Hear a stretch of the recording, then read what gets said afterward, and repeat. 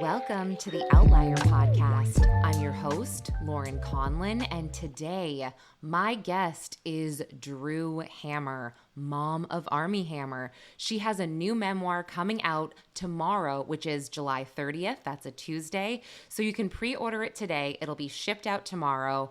But oh my goodness, I could not believe how open Dru was about everything that I was asking about Armie. I mean, I could have talked to her literally all day.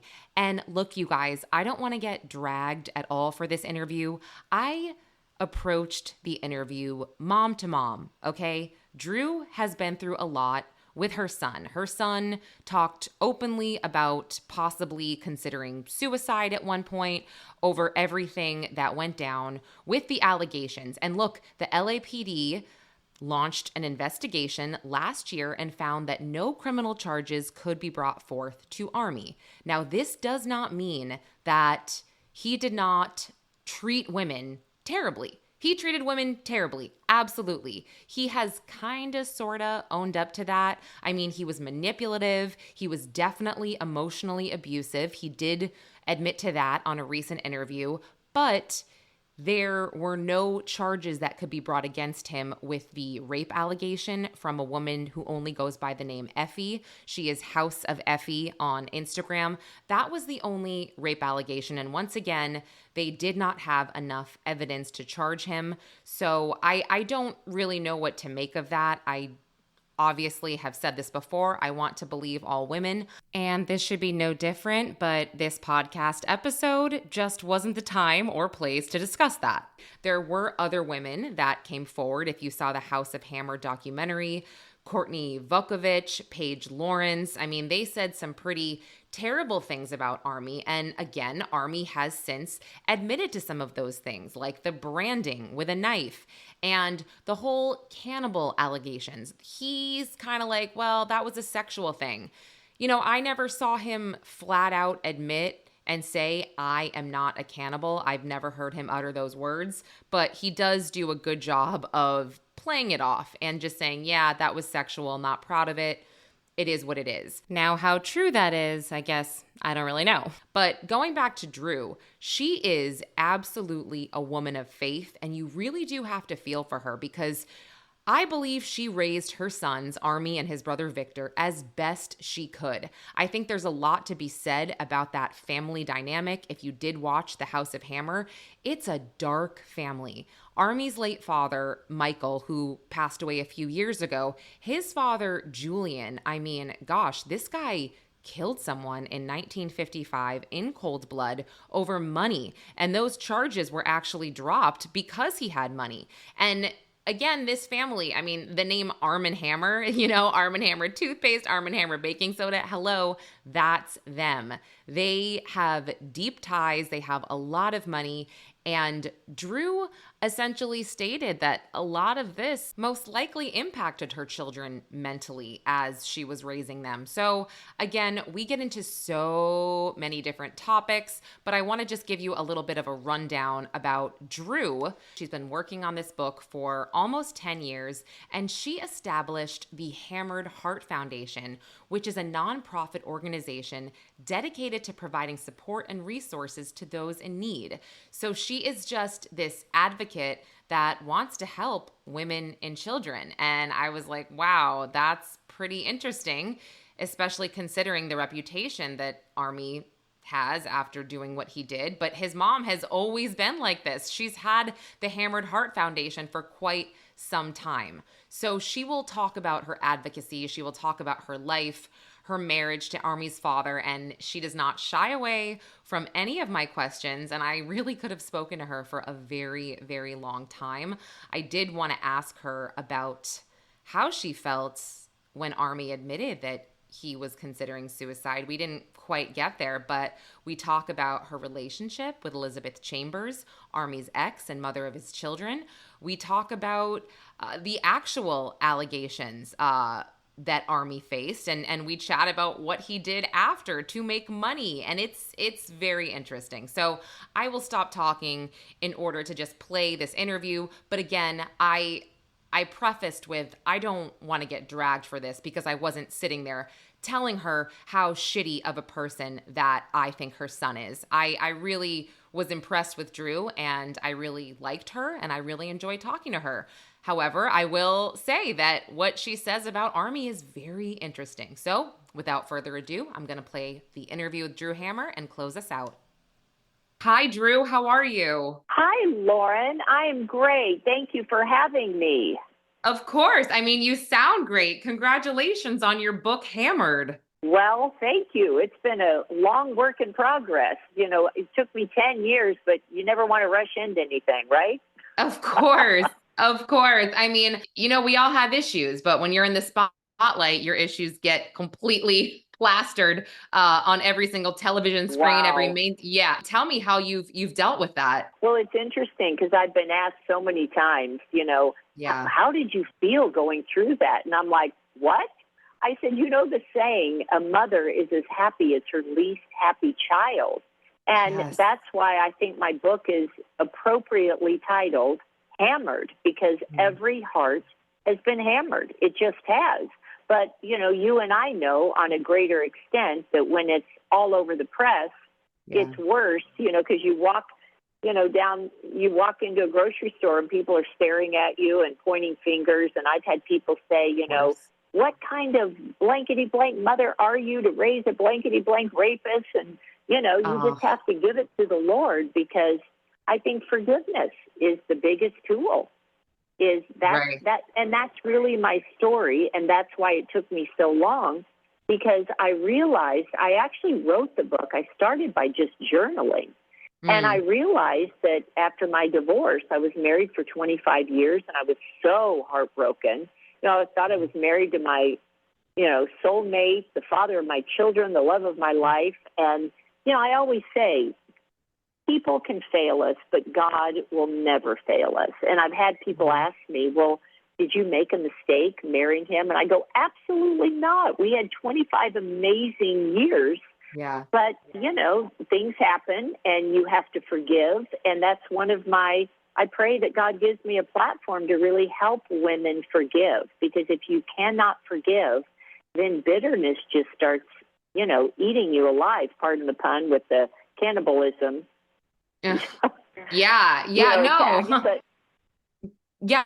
Go ahead. But, I just think that, when your son is going through something like that, and that he is in a dark place and it was medicated with alcohol and drugs, and then the whole Hollywood, everything's thrown at you. But I did know, and I say this, he was not a criminal. He was morally wrong. And raising him in the ways of the Lord, I wasn't a very cool mom, and I'm definitely not a popular mom, because I would call him and go, I raised you better than that. Yeah. Yeah. No, I get it. Because I'm going to hold him accountable, and he's an adult. But I think of Eli the priest. God struck Eli the priest dead for not holding his grown sons accountable. So Armie would be on Jimmy Kimmel and saying, oh, my mom's going to hate this story. And I would call him immediately and go, you're right. I hate that story. Well, why are you saying things like that? I raised you differently.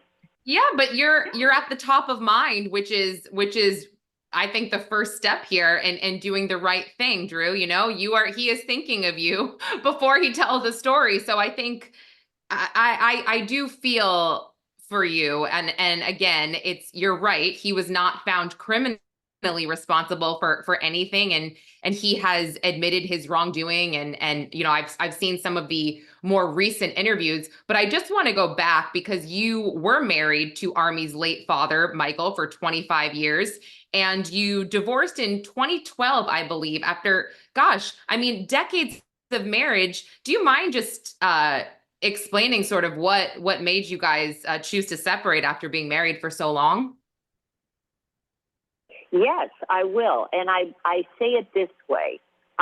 We had a fabulous marriage. We never fought. We were best friends. He just had a much better time than I did. And, I found out about infidelities in our marriage. That's actually the very first chapter of my book. And it explains, that, I was actually very arrogant when I would hear people say, they were getting a divorce after 30 or 40 years of marriage. I'm like, oh, come on, just work it out. You have children, you have grandchildren. Yeah. What's so bad? But it takes two to tango. And he was in an affair, and he basically checked out. And, there was no repentance this time. 7 years into our marriage, he had an affair. And I believe in forgiveness, and I forgave him. And, but I believe there has to be repentance, which means you turn 180 degrees not to return to that. Well, I found out that he was in another affair, and this time, he checked out. And the saddest part about it is you get caught up in, I call it a lust affair, not a love affair. And then after we were divorced, he would call me sobbing. I've made the biggest mistake of my life. You were the love of my life. And what have I done? Our family got separated. And it's really a tragedy. It's honestly a tragedy. But I do believe that God's given me a platform because this happens. We're over a 50% divorce rate, even amongst believers. There's over a 50% divorce rate. It's like a pandemic now. And I really have been able to minister to a lot of women saying, forgiveness is the key, because I meet women that 10 years afterwards, they're just eaten up with bitterness. And it doesn't hurt the ex-spouse, it hurts you when you do that. So I tell women, they may have hurt your past, but don't let them hurt your future and, your present, because God has a plan for you. And he has a great plan for you. And, I believe my marriage was plan A. I do. I believe it was God. I believe we raised two incredible sons together. And now Armie is coming back to the Lord, and he's been sober for almost 4 years. And my other son, Victor, is so faithful and such a godly man and, integrity. So I know God had a plan, and God put me in the Hammer family because I was able to lead every single one of them to Christ, except for the aunt that did the documentary. Well, I was going to get to that because I was just curious what you thought of the House of Hammer. But before I get to that, I just wanted to ask you quickly, Michael's father, your late father-in-law, Julian, in 1955, it's pretty well known that he shot someone in cold blood. The charges were dropped. This was over money. Did you ever feel nervous around him? Did he ever give you like this ick or anything that would make you feel uncomfortable? Well, it's interesting you asked that because, my parents always taught me you don't marry the person, you marry the family. And I remember so well going out, flying out, meeting the Hammer family. And, I honestly didn't know enough about Dr. Armie Hammer to even be intimidated. So I talked to him like I would anybody else. And he was always wonderful to me. I think he loved me because I wasn't intimidated by him. And I would share Christ with him and had the privilege of leading him to Jesus, a 91-year-old Russian Jew, 6 months before he passed away. So, it was a really beautiful story. But I will say that Julian, the first time I went to his house, I walked in and, my creep meter just went through the roof. And, he was an alcoholic. He was addicted to prescription pills. He had pornography in the house, and I didn't even know people like that even existed, and I certainly wouldn't have thought they'd be someone in an immediate family member. But I have to say, my dad led him to Christ at the end of his life, and when he passed away, he had a heart attack. It was young. I think he was in his early 60s when he passed away. But when he died, he was in bed reading the Bible. So I just believe it's kind of the center on the cross story. And, it was a tragic story with Julian. And basically, I think that's why my husband had infidelities, because he was abused severely as a child. the saying, hurt people hurt people. And that's why this took me 9 years or 10 years to write this book, because, you have to talk about the good, the bad, and the ugly if you're going to be honest and write a book. And I do believe the book got held up because now it's kind of come full circle. And now with Armie coming out and talking about the things that happened to him when he was 14, and I believe I can help families in that way as well, because I didn't handle that as well as I should have.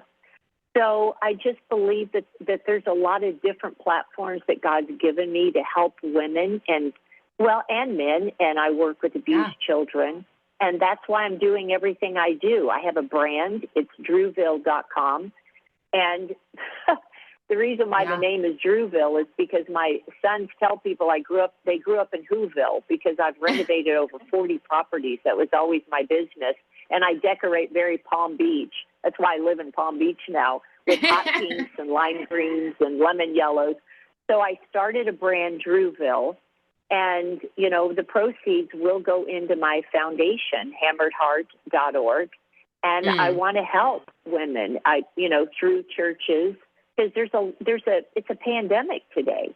There's so many women who just can't make it after divorce. So I want to set up entities in all these churches around America, a Hammered Heart Fund, and help these women, buy them new tires if they get a flat tire. There's a story in my book how I got a flat tire, and, I took it for granted. I didn't even think about it. I clumped it to the dealership, bought new tires, and drove away. But there's women who can't afford things like that. Then they can't get to work. They can't get their children to school. So it's really a pandemic today. Yes. So I really want to be able to help people, and that's why I'm launching all these different things. And I also did an AI project. It's called GetHope.ai, and it's 1,500 questions on basically what does the Bible say about this, and also about my book and about my life personally. And it's a ministry tool, and then you can do a 365-day journey of walking through the Bible in a year in 15 minutes a day. So anyway, I'm doing all this because I really believe that when you've been hammered by life, God not only restores, but he expects us to go out and be his hands and feet and help others who have been through similar things. Yeah, and I think it's so wonderful what you're doing and how you are so open about talking about Armie. It's honestly refreshing. And just to go back to something you said, I don't know what happened when he was 14. I think I might have missed that. Oh, that's okay. It's in my book. He was actually, it was his youth pastor, and several children were molested at that time. And, as a child, you tend to blame God, and God doesn't fail us. People fail us. So he didn't come out and tell us really that anything happened because he was ashamed. And also, these predators, these molesters, they groom children and they groom the parents. And they look you in the eye, and they go to dinner with you, and they go on family vacations with you. And we're thinking, oh, he's the youth pastor. It's so safe. And, it's not always safe. And I think that's where a lot of this came from with Armie is, medicating pain. And you know what they say, hurt people hurt people. Yes. So, that's a part of my book, and a part of my testimony is how I failed because Armie, was ashamed, and children blamed themselves, and he said nothing happened when it did. And we were not as proactive as we should have been. And I would love to have a platform, because I've been there, that, it's not that, we don't want to trust our children and what they tell us, but dig deeper, because they're medicating and they are ashamed and they blame themselves, and that these predators groom the parents.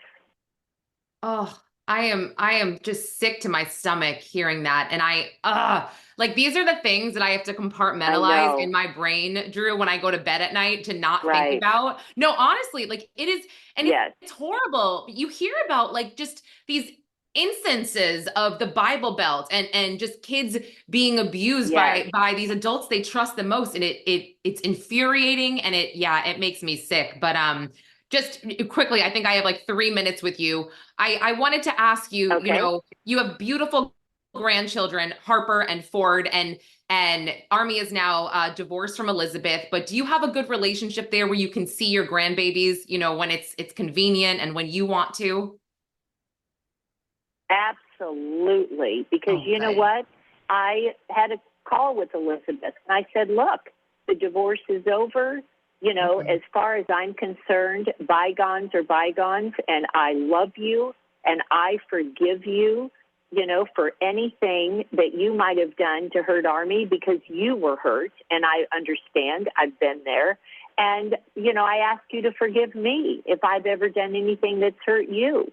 And Yeah. now we have a beautiful relationship, and I go see my grandchildren, and they're the love of my life. And I would never let anything get in that way if it was humanly possible. And again, it all gets down to forgiveness. You forgive and you shake the sand off your feet and you move on. That's what Right. God teaches us to do. Oh, yeah. I'm so happy to hear that. And I always wondered if this was true because, we talk about how things get exacerbated in the media. And I don't know if you go over this in your book, but, Army he was very depressed. He wasn't working. He left that Lionsgate movie with J-Lo. Were the rumors true that he was working, selling timeshares in the Cayman Islands? And if they are true, I kind of respect that. Well, it's funny you said that because, he obviously there's family money, Hmm. but, he's always made it on his own. He really Yeah. has. It was very important to him that he wasn't going in as the quote unquote rich spoiled kid, Hmm. that he made it on his own. And when Yeah. he was in the Caymans and, all of his movies were cut short or cut off, I should say, because of all the rumors going around, he's like, well, I have to do something to make a living. So, Yep. he was trying different things, and I respect him for it too, because, Yeah. he could have come to us and he wasn't going to do that. He's like, nope, I got myself into this. I'm going to get myself out. Wow. Wow. No, that's Yeah, I honestly wouldn't have expected that from many, many people in Hollywood, to be perfectly honest with you, Drew. Like I not at know. all. I know. I loved him for it. I know. Yeah. He even was going to Wow. teach acting at a little Christian school that we started 25 years ago. I mean, it's just the cutest thing in the Wow. world. And he said, no, Mom, this is what I want to do. When you get yourself into something, you got to get yourself out. And I'm sober now. And Yeah. this is all the best. He will say, this is the best thing that's ever happened to me. And then I have my other son that's always been Mr. Rule Keeper that, is with Morgan Stanley and an MBA and, Yeah. so listen, that's the beauty of life. Army's the creative side, Victor's the business side, and, they both have excelled in the areas they're in. And I believe that Army had a blurb and, he went through a dark time. And Mm. it's the best, he will say on Pierce Morgan. He said, it's the best thing that ever happened to me because I Wow. had to die to self. I had to die to my money, to my, career. And it's the best thing that ever happened. And now he's excited to get started again. Wow. I mean, honestly, Drew, I could talk to you literally all day. This is fascinating. And I Oh, think you're a wonderful woman. Lauren. And I just feel like if, parents out there, parents, if you are listening, it's like, it's just that whole don't judge other parents. We do the best we can. We do the best that we know how. We parent from our hearts and from our faith and from just where we come from. But there is the nature aspect of that. It's not just nurture here. So yeah, there are some demons that Army had to fight. And I think that, yeah, you've done a wonderful job. And I'm gonna post your book everywhere in the episode notes here so everyone can buy it and just Thank everything that you're doing. Yeah, to support women and children. I appreciate you, Dru, so much. Thank you. And I just want to say this, that, we've been through the worst of the worst with our family, but I'm telling you, Jesus is more faithful than anything the devil can throw at you, anything. And that's why I believe my book was held up for 9 or 10 years, because we've come full circle. And I get to talk about, the faithfulness of God. I prayed for Armie for 23 years to come back to Jesus. And, it's not ever on our timing. It's on God's timing. And I just see what the Lord's doing in his life now. And, both my sons love the Lord, and we're all close. And I'm telling you, God is faithful. But, again, it's not on our timing. I would have liked it in a year. So, yeah. But we're here, and I'm praising the Lord for it. Yes, well, amen to that. Okay, well, Dru Hammer, thank you so much for your time. I so appreciate it. Everybody, go buy the book Hammered. Okay, everyone, that was Dru Hammer, mom of Armie Hammer.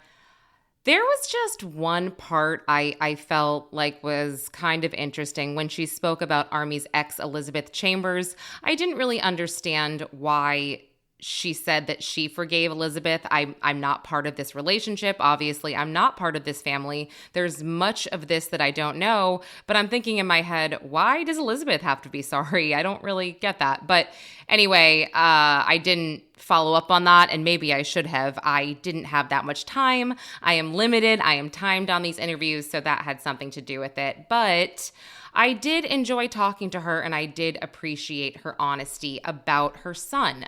Again, he has been accused of a lot of things, and I do believe these women. I do. And I can only hope that he is reformed and that what Dru says is true and he has found God. But I think at this point, only time will tell. So if you like this podcast, don't forget to rate and subscribe on Apple or wherever you listen. I would love a written review if you have time. Don't forget to check out my YouTube channel, Pop Crime TV, and my new show every Wednesday night at 8 p.m. on YouTube at Primetime Crime. All right, guys, I'm Lauren Conlin. Until next time.